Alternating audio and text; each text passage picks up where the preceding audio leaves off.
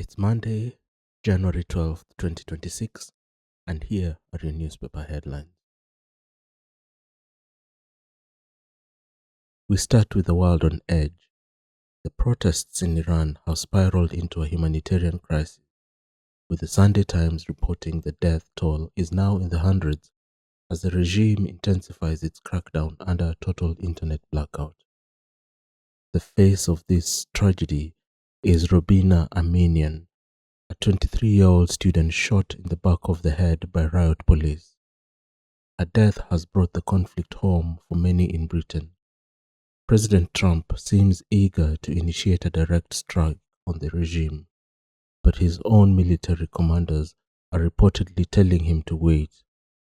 They warn that the US is not ready because Iran is a sophisticated military power capable of serious retaliation against US bases and allies.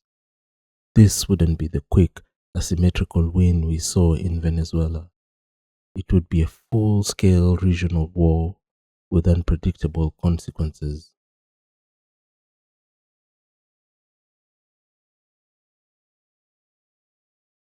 Turning to local news, we see a continued effort to push negative rhetoric against the government without any wider context. The Daily Express leads with pharmacies in crisis, blaming a Labour tax rate for over 650 pharmacy closures. What they fail to mention is that local pharmacies have been crying out for years about a funding structure that doesn't work. Crisis initiated and sustained over 14 years of Tory government. Then we look at The Sun, which claims the BBC is blowing £63 million on taxes. This is yet another example of a stretched truth designed to damage the broadcaster. In reality, the BBC spent 18 million over 3 years on taxes, a figure that represents just 0.09% of its wider budget.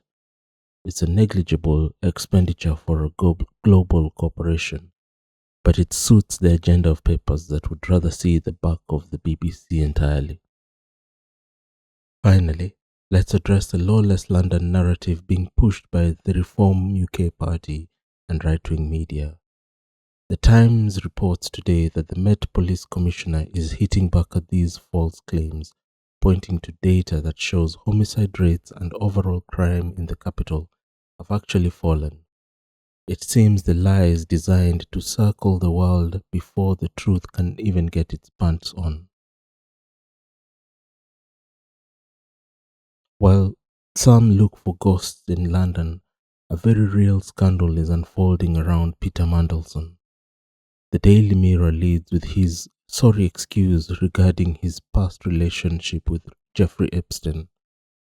By refusing to offer a direct apology to the victims, he is facing a public wrath that might see him meet the same political fate as Andrew Mountbatten, with mounting demands for his removal from the House of Lords.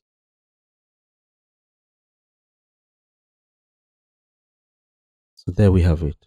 From the streets of Tehran to the pharmacies of England, there's a common theme of a lack of accountability and a press more interested in distraction than with the truth.